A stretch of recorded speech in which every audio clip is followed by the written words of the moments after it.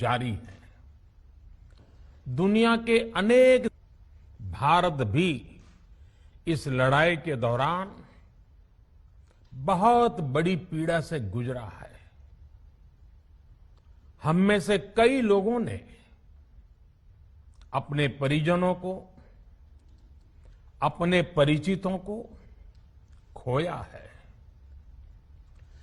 ऐसे सभी परिवारों के साथ मेरी पूरी संवेदनाएं हैं। साथियों, बीते 100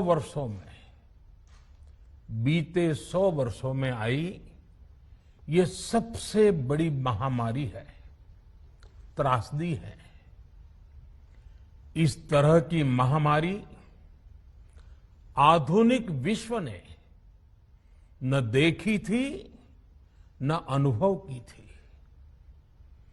इतनी बड़ी वैश्विक महामारी से हमारा देश कई मोर्चों पर एक साथ लड़ा है।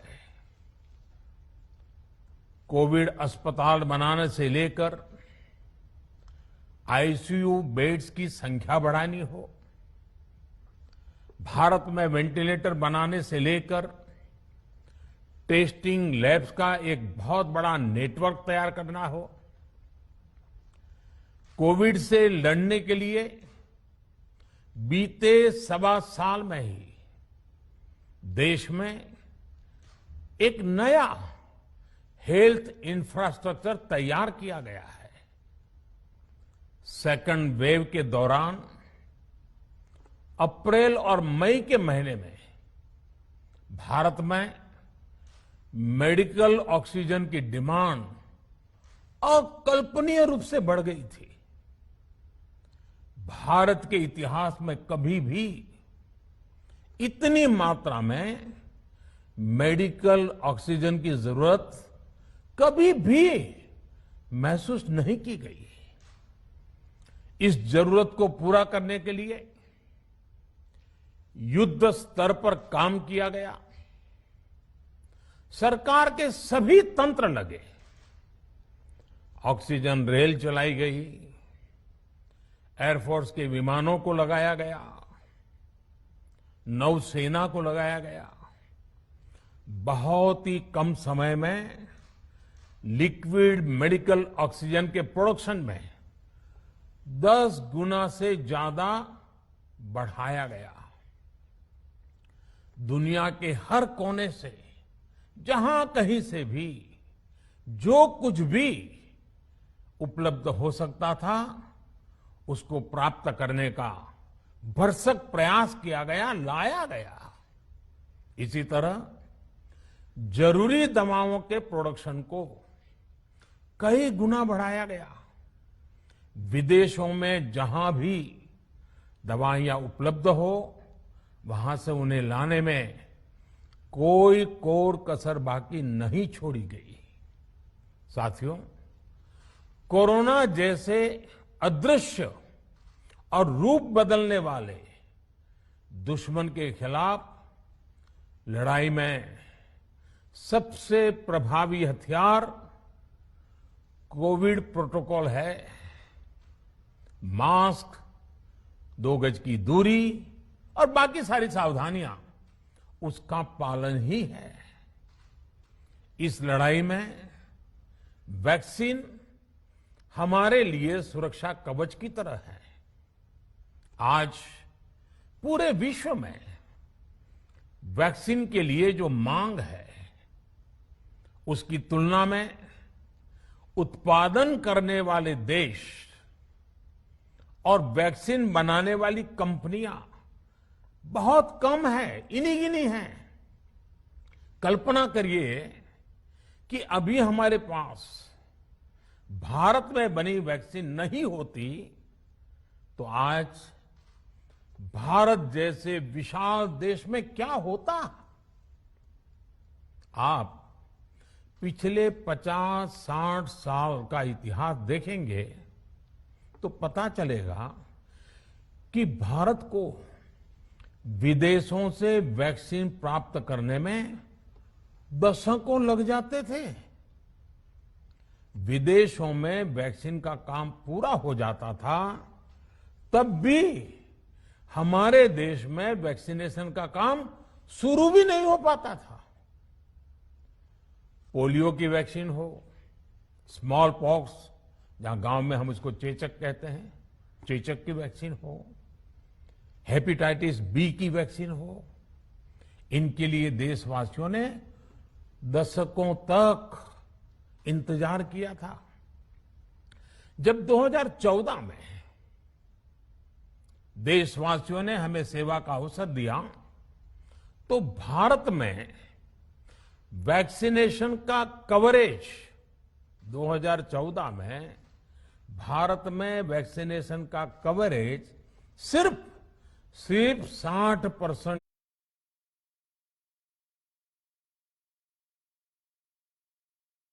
सिर्फ 5-6 साल में ही वैक्सीनेशन कवरेज 60% से बढ़कर 90% से भी ज्यादा हो गई। 60 से 90, यानी हमने वैक्सीनेशन की स्पीड भी बढ़ाई और दायरा भी बढ़ाया। हमने बच्चों को कई जानलेवा बीमारियों से बचाने के लिए कई नए टीकों का भी भारत के टीकाकरण अभियान का हिस्सा बना दिया। हमने इसलिए किया क्योंकि हमें हमारे देश के बच्चों की चिंता थी, गरीब की चिंता थी, गरीब के उन बच्चों की चिंता थी जिन्हें कभी टीका लग ही नहीं पाता था। हम 100% टीकाकरण कवरेज की तरफ बढ़ रहे थे कि कोरोना वायरस ने हमें घेर लिया। देश ही नहीं, दुनिया के सामने फिर पुरानी आशंकाएं घिरने लगी कि अब भारत कैसे इतनी बड़ी आबादी को बचा पाएगा। लेकिन साथियों, जब नीयत साफ होती है, नीति स्पष्ट होती है, निरंतर परिश्रम होता है, तो नतीजे भी मिलते हैं। हर आशंका को दरकिनार करके भारत ने 1 साल के भीतर ही एक नहीं बल्कि 2 made in India vaccine launch कर दी। हमारे देश ने, देश के वैज्ञानिकों ने ये दिखा दिया कि भारत बड़े बड़े देशों से पीछे नहीं है। आज जब मैं आपसे बात कर रहा हूं, तो देश में 23 करोड़ से ज्यादा वैक्सीन की डोज दी जा चुकी है। 23 करोड़। साथियों, हमारे यहां कहा जाता है, विश्वासेन सिद्धिः, विश्वासेन सिद्धिः, अर्थात हमारे प्रयासों में हमें सफलता तब मिलती है जब हमें स्वयं पर विश्वास होता है। हमें पूरा विश्वास था कि हमारे वैज्ञानिक बहुत ही कम समय में वैक्सीन बनाने में सफलता हासिल कर लेंगे।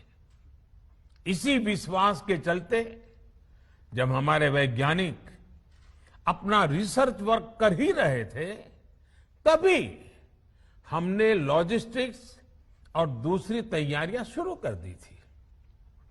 आप सब भली भांति जानते हैं कि पिछले साल, यानी 1 साल पहले, पिछले साल अप्रैल में जब कोरोना के कुछ ही हजार केस थे, उसी समय वैक्सीन टास्क फोर्स का गठन कर दिया गया था।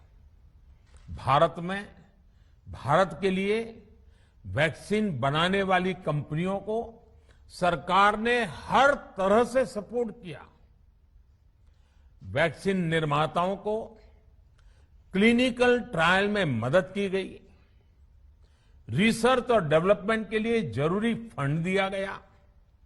हर स्तर पर सरकार उनके साथ कंधे से कंधा मिलाकर चली।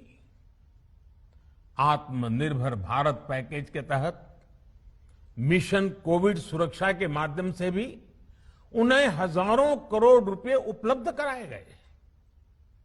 पिछले काफी समय से देश लगातार जो प्रयास और परिश्रम कर रहा है, उससे आने वाले दिनों में वैक्सीन की सप्लाई और भी ज्यादा बढ़ने वाली है। आज देश में 7 कंपनियां विभिन्न प्रकार की वैक्सीन का प्रोडक्शन कर रही है। 3 और वैक्सीन का ट्रायल भी एडवांस स्टेज पे चल रहा है। वैक्सीन की उपलब्धता बढ़ाने के लिए दूसरे देशों की कंपनियों से भी वैक्सीन खरीदने की प्रक्रिया को तेज किया गया है। इधर हाल के दिनों में कुछ एक्सपर्ट्स द्वारा हमारे बच्चों को लेकर भी चिंता जताई गई है। इस दिशा में भी 2 वैक्सीन का ट्रायल तेजी से चल रहा है। इसके अलावा अभी देश में एक नेजल वैक्सीन पर भी रिसर्च जारी है।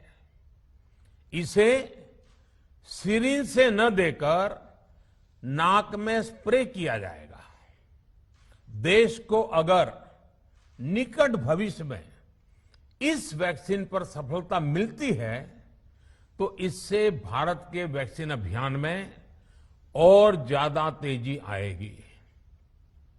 साथियों, इतने कम समय में वैक्सीन बनाना अपने आप में पूरी मानवता के लिए बहुत बड़ी उपलब्धि है, लेकिन इसकी अपनी सीमाएं भी हैं। वैक्सीन बनने के बाद भी दुनिया के बहुत कम देशों में वैक्सीनेशन प्रारंभ हुआ और ज्यादातर समृद्ध देशों में ही शुरू हुआ। WHO ने वैक्सीनेशन को लेकर गाइडलाइंस दी। वैज्ञानिकों ने वैक्सीनेशन की रूपरेखा रखी और भारत ने भी जो अन्य देशों की बेस्ट प्रैक्टिसेस थी, विश्व स्वास्थ्य संगठन WHO के मानक थे, उसी आधार पर चरणबद्ध तरीके से वैक्सीनेशन करना तय किया। केंद्र सरकार ने मुख्यमंत्रियों के साथ हुई अनेकों बैठकों से जो सुझाव मिले, संसद के विभिन्न दलों के साथियों द्वारा जो सुझाव मिले, उसका भी पूरा ध्यान रखा। इसके बाद ही ये तय हुआ कि जिन्हें कोरोना से ज्यादा खतरा है उन्हें प्राथमिकता दी जाएगी। इसलिए ही हेल्थ वर्कर्स, फ्रंटलाइन वर्कर्स, 60 वर्ष की आयु से ज्यादा के नागरिक, बीमारियों से ग्रसित 45 वर्ष से ज्यादा आयु के नागरिक, इन सभी को वैक्सीन पहले लगनी शुरू हुई है। आप कल्पना कर सकते हैं कि अगर कोरोना की दूसरी वेव से पहले हमारे फ्रंटलाइन वर्कर्स को वैक्सीन नहीं लगी होती तो क्या होता? सोचिए, हमारे डॉक्टर्स, नर्सिंग स्टाफ को वैक्सीन ना लगी तो क्या होता? अस्पतालों में सफाई करने वाले हमारे भाई बहनों को, एम्बुलेंस के हमारे ड्राइवर्स भाई बहनों को वैक्सीन ना लगी होती तो क्या होता? ज्यादा से ज्यादा हेल्थ वर्कर्स को वैक्सीनेशन होने की वजह से ही वो निश्चिंत होकर दूसरों की सेवा में लग पाए, लाखों देशवासियों का जीवन बचा पाए। लेकिन देश में कम होते कोरोना के मामलों के बीच केंद्र सरकार के सामने अलग अलग सुझाव भी आने लगे। भिन्न भिन्न मांगे होने लगी, पूछा जाने लगा सब कुछ भारत सरकार ही क्यों तय कर रही है, राज्य सरकारों को छूट क्यों नहीं दी जा रही है, राज्य सरकारों को लॉकडाउन की छूट क्यों नहीं मिल रही है, one size does not fit all जैसी बातें भी कही गई। दलील ये दी गई कि संविधान में चूंकि हेल्थ, आरोग्य प्रमुख रूप से राज्य का विषय है, इसलिए अच्छा है कि सब राज्य ही करें। इसलिए इस दिशा में एक शुरुआत की गई। भारत सरकार ने एक बृहद गाइडलाइन बनाकर राज्यों को दी ताकि राज्य अपनी आवश्यकता और सुविधा के अनुसार काम कर सके। स्थानीय स्तर पर कोरोना कर्फ्यू लगाना हो, माइक्रो कंटेनमेंट जोन बनाना हो, इलाज से जुड़ी व्यवस्थाएं हो, भारत सरकार ने राज्यों की इन मांगों को स्वीकार किया। साथियों, इस साल 16 जनवरी से शुरू होकर अप्रैल महीने के अंत तक भारत का वैक्सीनेशन कार्यक्रम मुख्यतः केंद्र सरकार की देखरेख में ही चला। सभी को मुफ्त वैक्सीन लगाने के मार्ग पर देश आगे बढ़ रहा था। देश के नागरिक भी अनुशासन का पालन करते हुए अपनी बारी आने पर वैक्सीन लगवा रहे थे। इस बीच कई राज्य सरकारों ने फिर कहा कि वैक्सीन का काम डिसेंट्रलाइज किया जाए और राज्यों पर छोड़ दिया जाए। तरह तरह के स्वर उठे, जैसे कि वैक्सीनेशन के लिए एज ग्रुप क्यों बनाए गए। दूसरी तरफ किसी ने कहा कि उम्र की सीमा आखिर केंद्र सरकार ही क्यों तय करे। कुछ आवाजें तो ऐसी भी उठी कि बुजुर्गों का वैक्सीनेशन पहले क्यों हो रहा है। भांति भांति के दबाव भी बनाए गए। देश के मीडिया के एक वर्ग ने इसे कैंपेन के रूप में भी चलाया। साथियों, काफी चिंतन मनन के बाद इस बात पर सहमति बनी कि राज्य सरकारें अपनी तरफ से भी प्रयास करना चाहती हैं, तो भारत सरकार को क्यों इतराज हो और भारत सरकार इतराज क्यों करे। राज्यों की इस मांग को देखते हुए, उनके आग्रह को ध्यान में रखते हुए 16 जनवरी से जो व्यवस्था चली आ रही थी, उसमें प्रयोग के तौर पर एक बदलाव किया गया। हमने सोचा कि राज्य ये मांग कर रहे हैं, उनका उत्साह है, तो चलो भाई 25% का काम उन्हीं को सुपुर्द कर दिया जाए, उन्हीं को दे दिया जाए। स्वाभाविक है 1 मई से राज्यों को 25% काम उनके हवाले कर दिया गया। उसे पूरा करने के लिए उन्होंने अपने अपने तरीके से प्रयास भी किए।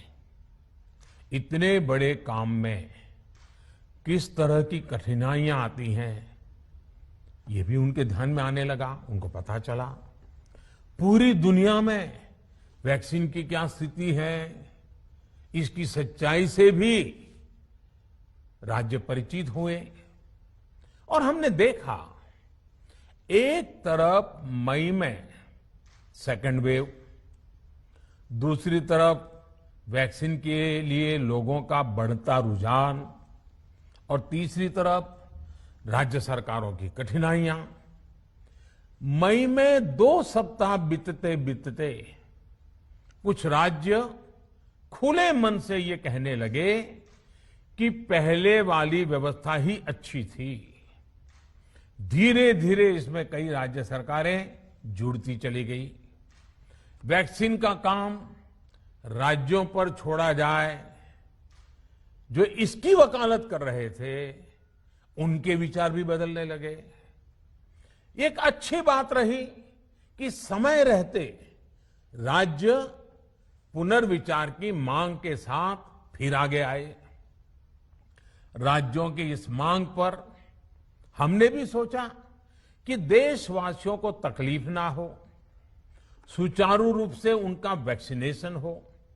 इसके लिए 1 मई के पहले वाली, यानी 1 मई के पहले 16 जनवरी से अप्रैल अंत तक जो व्यवस्था थी, पहले वाली पुरानी व्यवस्था को फिर से लागू किया जाए। साथियों, आज ये निर्णय लिया गया है कि राज्यों के पास वैक्सीनेशन से जुड़ा जो 25% काम था, उसकी जिम्मेदारी भी भारत सरकार उठाएगी। ये व्यवस्था आने वाले 2 सप्ताह में लागू की जाएगी।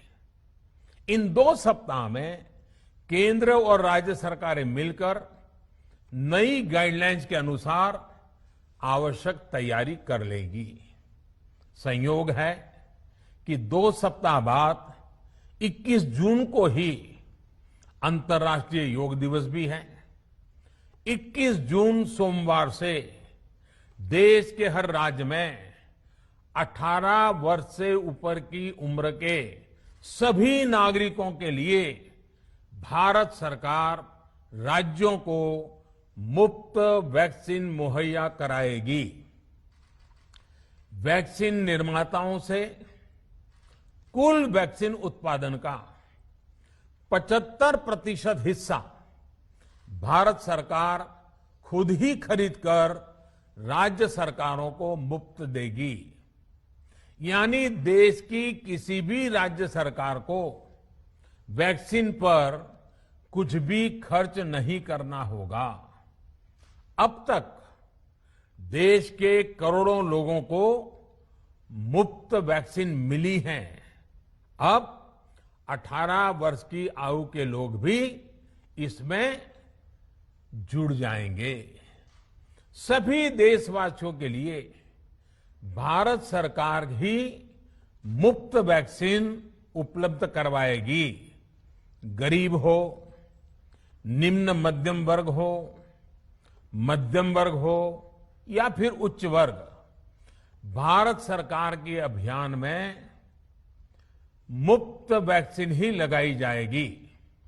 हां, जो व्यक्ति मुफ्त में वैक्सीन नहीं लगवाना चाहते, प्राइवेट अस्पताल में वैक्सीन लगवाना चाहते हैं, उनका भी ध्यान रखा गया है। देश में बन रही वैक्सीन में से 25% प्राइवेट सेक्टर के अस्पताल सीधे ले पाए, ये व्यवस्था जारी रहेगी। प्राइवेट अस्पताल वैक्सीन की निर्धारित कीमत के उपरांत एक डोज पर अधिकतम 150 रुपये ही सर्विस चार्ज ले सकेंगे। इसकी निगरानी करने का काम राज्य सरकारों के पास ही रहेगा। साथियों, हमारे शास्त्रों में कहा गया है, प्राप्य आपदम न व्यथते कदाचित, उद्योगम अनु इच्छति चा प्रमत्तः। अर्थात विजेता आपदा आने पर उससे परेशान होकर हार नहीं मानते, बल्कि उद्यम करते हैं, परिश्रम करते हैं और परिस्थिति पर जीत हासिल करते हैं। कोरोना से लड़ाई में 130 करोड़ से अधिक भारतीयों ने अभी तक की यात्रा आपसी सहयोग, दिन रात मेहनत करके तय की है। आगे भी हमारा रास्ता हमारे श्रम और सहयोग से ही मजबूत होगा। हम वैक्सीन प्राप्त करने की गति भी बढ़ाएंगे और वैक्सीनेशन अभियान को भी और गति देंगे। हमें याद रखना है कि भारत में वैक्सीनेशन की रफ्तार आज भी दुनिया में बहुत तेज है। अनेक विकसित देशों से भी तेज हैं। हमने जो टेक्नोलॉजी प्लेटफॉर्म बनाया है कोविन, उसकी भी पूरी दुनिया में चर्चा हो रही है। अनेक देशों ने भारत के इस प्लेटफॉर्म को इस्तेमाल करने में रुचि भी दिखाई है। हम सब देख रहे हैं कि वैक्सीन की एक एक डोज कितनी महत्वपूर्ण है। हर डोज से एक जिंदगी जुड़ी हुई है। केंद्र सरकार ने ये व्यवस्था भी बनाई है कि हर राज्य को कुछ सप्ताह पहले ही बता दिया जाएगा कि उसे कब कितनी डोज मिलने वाली है। मानवता के इस पवित्र कार्य में वाद विवाद और राजनीतिक छींटाकशी से ऐसी बातों को कोई भी अच्छा नहीं मानता है। वैक्सीन की उपलब्धता के अनुसार पूरे अनुशासन के साथ वैक्सीन लगती रहे, देश के हर नागरिक तक हम पहुंच सके, ये हर सरकार, हर जनप्रतिनिधि, हर प्रशासन की सामूहिक जिम्मेदारी है। प्रिय देशवासियों, टीकाकरण के अलावा आज एक और बड़े फैसले में, उस फैसले से मैं आपको अवगत कराना चाहता हूं।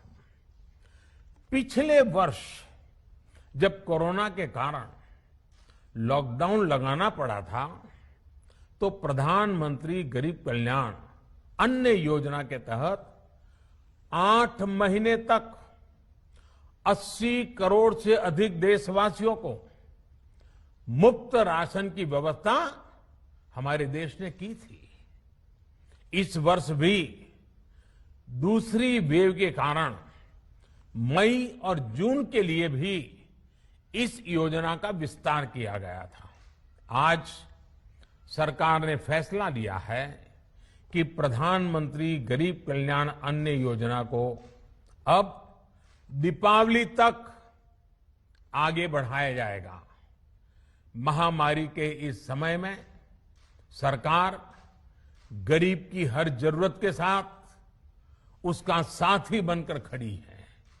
यानी नवंबर तक 80 करोड़ से अधिक देशवासियों को हर महीने तय मात्रा में मुफ्त अनाज उपलब्ध होगा। इस प्रयास का मकसद यही है कि मेरे किसी भी गरीब भाई बहन को, उसके परिवार को भूखा सोना ना पड़े। साथियों, देश में हो रहे इन प्रयासों के बीच कई क्षेत्रों से वैक्सीन को लेकर भ्रम और अफवाहों की जानकारी चिंता बढ़ाती है। ये चिंता भी मैं आपके सामने व्यक्त करना चाहता हूं। जब से भारत में वैक्सीन पर काम शुरू हुआ, तभी से कुछ लोगों द्वारा ऐसी बातें कही गई जिससे आम लोगों के मन में शंका पैदा हो। कोशिश ये भी हुई कि भारत के वैक्सीन निर्माताओं का हौसला पस्त पड़ जाए और उनके सामने अनेक प्रकार की बाधाएं आए। जब भारत की वैक्सीन आई तो अनेक माध्यमों से शंका आशंका को और बढ़ाया गया। वैक्सीन न लगवाने के लिए भांति भांति के तर्क प्रचारित किए गए। इन्हें भी देश देख रहा है। जो लोग वैक्सीन को लेकर आशंका पैदा कर रहे हैं, अफवाहें फैला रहे हैं, वो भोले भाले भाई बहनों के जीवन के साथ बहुत बड़ा खिलवाड़ कर रहे हैं। ऐसी अफवाहों से सतर्क रहने की जरूरत है। मैं भी आप सबसे, समाज के प्रबुद्ध लोगों से, युवाओं से अनुरोध करता हूं कि आप भी वैक्सीन को लेकर जागरूकता बढ़ाने में सहयोग करें। अभी कई जगहों पर कोरोना कर्फ्यू में ढील दी जा रही है, लेकिन इसका मतलब ये नहीं कि हमारे बीच से कोरोना चला गया है। हमें सावधान भी रहना है और कोरोना से बचाव के नियमों का भी सख्ती से पालन करते रहना है। मुझे पूरा विश्वास है हम सब कोरोना से इस जंग में जीतेंगे। भारत कोरोना से जीतेगा। इन्हीं शुभकामनाओं के साथ आप सभी देशवासियों का बहुत बहुत धन्यवाद।